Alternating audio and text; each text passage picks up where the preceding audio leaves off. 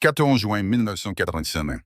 Le vol TWA US-47 décolle d'Athènes et doit passer par Rome pour se rendre à New York. En première classe, parmi les passagers qui étaient des politiciens, des hommes d'affaires et des touristes, un homme était assis tranquillement près de la fenêtre. Il portait une longue robe, avait une barbe épaisse et un visage unique. Demis Roussos, le chanteur grec de renommée mondiale, qui a chanté pour le pape et la princesse Diana. Mais ce n'était pas un vol ordinaire. Un peu plus de 20 minutes après le début du vol, deux hommes ont fait irruption dans le cockpit. Armés, froids, rigides, l'avion a été détourné. Une hôtesse de l'air battue. Les passagers étaient placés face contre terre. Des cris, des hurlements, des coupes de feu. Et au milieu du chaos, Demis Roussos, symbole de paix et d'art, a été tiré vers l'avant et forcé de s'asseoir seul. Vous êtes célèbre. Nous avons besoin de vous pour négocier, a sifflé un terroriste. Demis a été retenu en otage à Beyrouth pendant près de 5 jours. Pas de nourriture, pas de nouvelles, pas d'eau propre. Je ne sais pas combien de temps il me reste à vivre. Lui qui a autrefois touché des millions de cœurs avec de douces chansons d'amour comme Forever and Ever ou My Friend the Wind, ne peut désormais plus que prier en silence. Si demain est la dernière fois qu'il voit la lumière, qu'il pense au moins à une belle mélodie. Libéré grâce à une intervention diplomatique, Demis n'a rien dit à la presse. Ne dites rien, ne dites rien, ne profitez pas des opportunités de relations publiques comme beaucoup d'autres auraient pu le faire. Il n'a dit qu'une seule phrase. Il y a des choses que, quand on revient à la vie, on ne veut plus évoquer. On a juste envie de chanter pour se détendre. Après l'enlèvement, il a pratiquement disparu pendant plusieurs années. Pas de tournée, pas beaucoup d'enregistrements. De retour à Athènes, vivant tranquillement, loin des projecteurs, refusant les interviews. Un homme qui se tenait autrefois au sommet du monde veut maintenant simplement rester dans une petite maison, regarder l'océan et survivre. Les gens pensaient que c'était la fin de Demis Roussos, mais ils avaient tort. Ce n'était que le prélude à une vie pleine de gloire et de ténèbres, où une voix angélique vivait dans le corps d'un homme déchiré entre le monde extérieur et les blessures silencieuses de l'intérieur. Demis Roussos n'a pas eu besoin de temps pour devenir célèbre. Il n'a pas besoin de parler ou de chanter dans un anglais parfait. Juste la première phrase, juste une longue mélodie. Les gens savaient que c'était lui. Personne d'autre. Indubitable. Il a débuté avec Aphrodite's Child, un groupe de rock pionnier des années 60 avec Vangelis, où des chansons comme Rain and Tears ou End of the World ont créé une nouvelle vague parmi la jeunesse européenne. Mais c'est 666, leur interprétation audacieuse et bizarre de l'Apocalypse biblique, qui les a rendus légendaires. C'est à ce moment-là que Roussos a réalisé. Il ne faisait pas seulement partie du groupe, il en était le cœur. Après la dissolution du groupe, Demis a commencé une carrière solo. Et à partir de là, il est devenu une véritable star. En 1973, la chanson Goodbye My Love Goodbye explose dans les charts en Europe, en Amérique latine, au Moyen-Orient et en Asie. Sa voix n'a pas besoin d'être traduite. Il atteint chaque auditeur, non pas avec des mots, mais avec des émotions. C'est doux comme un souffle, large comme l'océan, et parfois si haut que c'est à couper le souffle. De mon ami le vent, pour toujours et à jamais, un jour, quelque part, à Quand je t'aime, il est devenu une voix rare capable de chanter dans plus de 5 langues. Mais que ce soit le français, l'anglais, l'allemand ou l'espagnol, il racontait toujours la même histoire. L'amour, le désir et la séparation. Mais tandis que le monde chantait, une guerre commençait en lui que personne ne pouvait voir clairement. À partir de la fin des années 70, Demis a commencé à prendre du poids. Pas quelques kilos, mais des dizaines. À un moment donné, il pesait plus de 147 kilos. Les gens ont commencé à parler. Son image sur scène a été ridiculisée. Un ange dans le corps d'un géant, a commenté sans pitié la presse. Il souffrait d'insuffisance cardiaque, de diabète et de problèmes de mobilité. Mais le plus douloureux n'est pas le physique, c'est le regard du public. Il a dit un jour, « J'avais l'impression qu'on me demandait d'être une icône, de ne pas vieillir, de ne pas changer, de ne pas faire d'erreur. » En 1982, il écrit ses mémoires Une question de poids, racontant son parcours pour perdre plus de 50 kilos en moins d'un an, par la discipline, l'alimentation, l'exercice et la solitude. Je n'étais plus moi-même, j'étais juste une tentative de plaire aux autres, écrit-il. Et pendant ce temps, la musique même qu'il avait sauvée commençait à devenir une cage.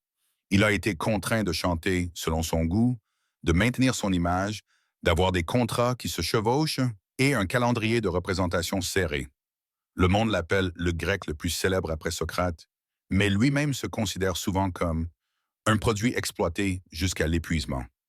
Dans son cœur, il est toujours le même petit garçon d'Alexandrie qui jouait de la guitare avec sa mère, déambulait dans des quartiers multicolores, écoutait du jazz américain, de la chanson française et même de la musique arabe ancienne. Un esprit libre piégé dans un corps célèbre. Après le détournement du vol TUI-47, Demis s'est progressivement retiré des projecteurs. Pas forcément abandonné, juste fatigué. Tellement fatigué. Il vit en Grèce, va à la mer tous les jours, mange modérément, lit des livres et enregistre quelques chansons dans un style plus décontracté. Fini les capes colorées. Fini les cheveux longs et emmêlés.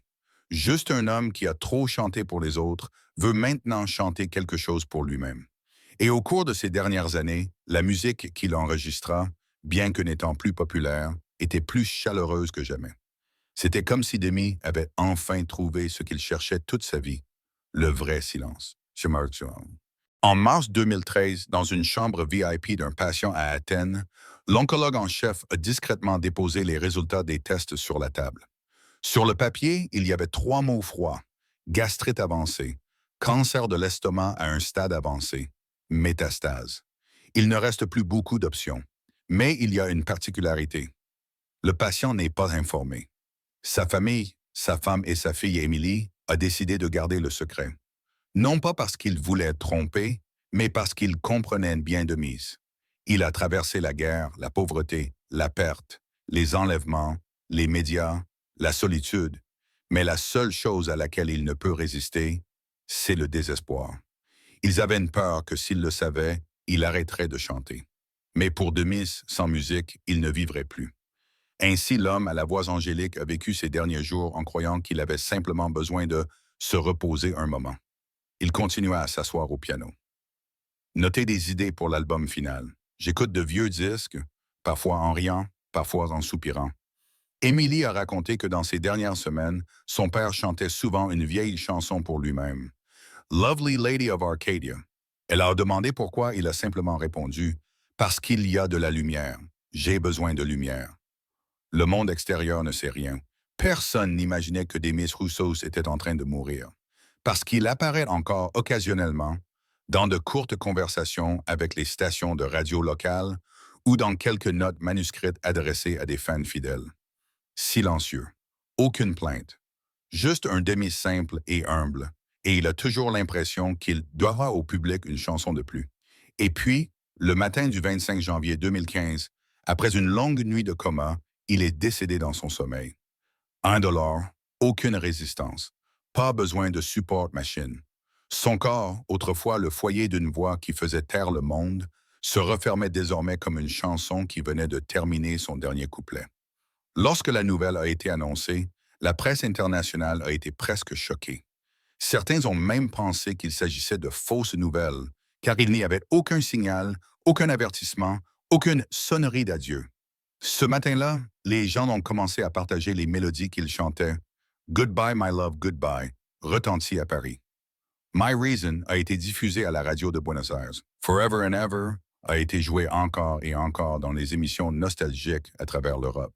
Et en Grèce, les cloches des églises ont sonné doucement, tandis que la télévision nationale annonçait la triste nouvelle. Les funérailles ont eu lieu à Athènes, selon les rites orthodoxes, simples, calmes, sans fioritures. Il n'y a pas eu de funérailles nationales. Il n'y a pas foule.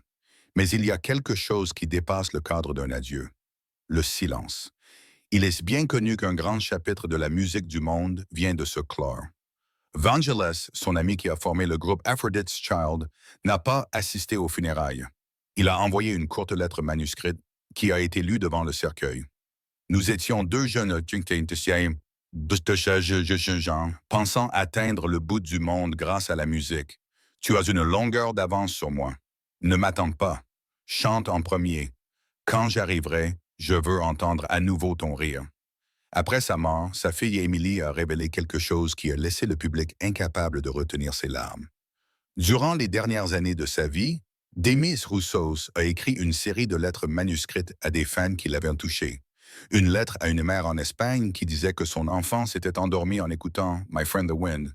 Une lettre à un soldat français qui a survécu grâce aux paroles de Lost in Love. Et même une courte lettre juste pour remercier un enfant indien qu'il avait dessiné avec des crayons. Dans chacune de ces lettres, Demis ne parle pas beaucoup de la maladie, ne mentionnait pas le passé.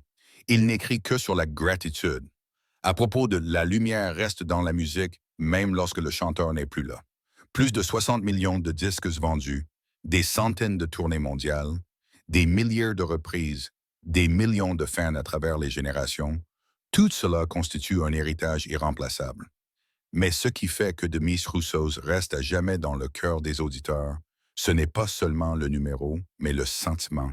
Aucun autre artiste ne peut chanter comme lui, avec douceur, compassion et pourtant avec puissance. Une chanson qui n'est pas forte, mais qui peut apaiser un cœur tremblant.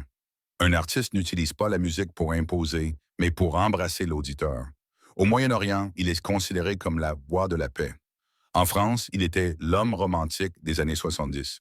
En Grèce, il est une fierté silencieuse, non pas un symbole politique, mais un symbole de l'âme. Des années après sa mort, un journaliste qui a interviewé Demis a écrit « Je lui ai demandé, que penses-tu de la célébrité ?» Il a ri. La célébrité est un invité qui ne reste que lorsque nous n'en avons plus besoin. J'ai demandé « Alors, qu'est-ce que tu veux que les gens retiennent de toi ?» Il n'a pas répondu immédiatement, mais après quelques secondes, il dit « Souviens-toi juste que je chantais pour eux. Ça suffit. » Aujourd'hui, lorsque vous écoutez une chanson de Demi, vous ne comprenez peut-être pas tous les mots, mais vous ressentez quand même quelque chose. Une sensation de dérive, une douce brise, une nostalgie sans nom. Une main touche votre âme sans toucher votre peau. C'est la chose étrange qu'il a laissée derrière lui. Un ego qui n'était jamais bruyant, mais que personne ne pouvait oublier. Demis Roussos est parti loin, très loin. Mais sa voix demeure comme une ondulation de la Méditerranée, ne cessant de résonner dans la mémoire de l'humanité.